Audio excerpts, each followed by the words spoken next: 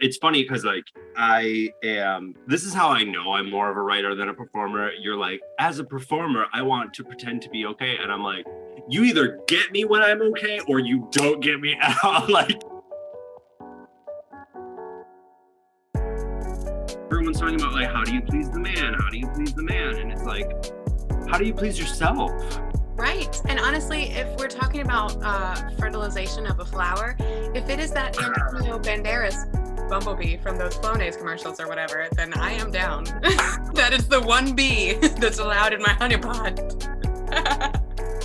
So, what is your story for this week? My morning time screw up. I prefaced with the alcoholism or whatever because when I first thought of screwing up the morning, I was like, well, when have I screwed up the morning? And then my brain answered that question 10,000-fold over and over. And I was like, basically like PTSD of all the mornings where I woke up and didn't know where I was or didn't know where my car was or my keys or how I got wherever, or whose blood is this or whatever.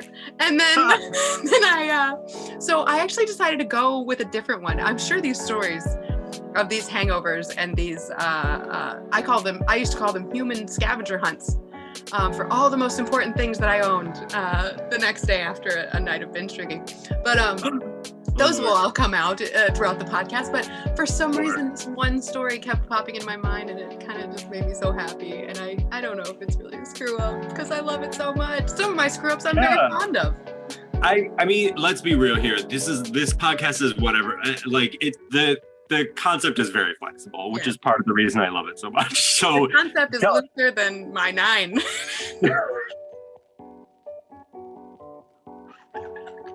Antonio Banderas strikes again. We'd have much more fun when our manager was not there, of course. And the patrons loved us. You know, the community loved us. The management sometimes did not, and so for obvious reasons, because we had a fucking great time. We just loved it. And why is that bad though? Exactly. Like we did not take the intimidation from our managers. Happily. We took it happily. I hate the idea that like having fun at work is like looked down upon. You know, like I've been lucky to work in a lot of places where the opposite was almost always, if not encouraged, it was at least like looked. Like it was like, oh, they're just being them again. But I will tell you right now that it was like the customers saw it and they loved it. They loved the interaction and like it looked like people enjoyed their job. Yes. Because then it made them feel better. They would come into the library for a story and they would leave with one, whether they left with a book or not. That's how we did it. Great. I am actually reminded of you and I only a couple of months ago walking by the beach with a man who was working out next to the beach who was wearing basically nothing. And I almost started just walking towards him like a zombie as I was still talking to you, and was just like, I need to know if those produce milk. Yeah, and I'm gonna spend as much time as necessary to find out the answer. I'm gonna get a quart container and I'm gonna clear my week. Yes, I'm gonna be banned from the lakeshore after saying this, but I can't tell you how many times I saw a mulleted young man. He was young and is old enough.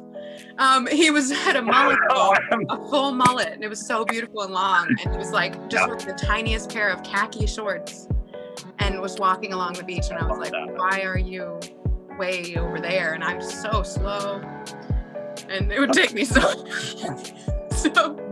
Young man.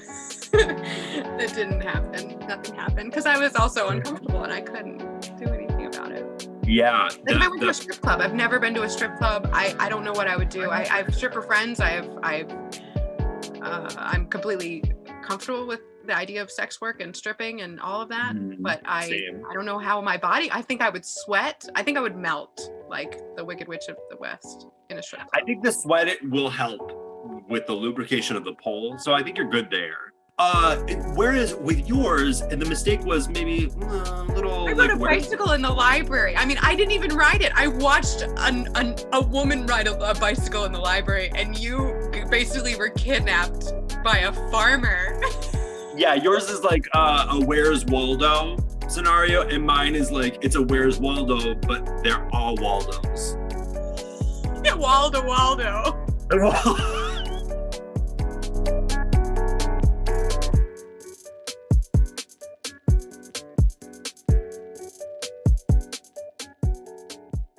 It's like the chicken before the egg situation is like, which part was the mistake? Getting blackout drunk or going with him? Because like We're impregnating all of those chickens, potentially.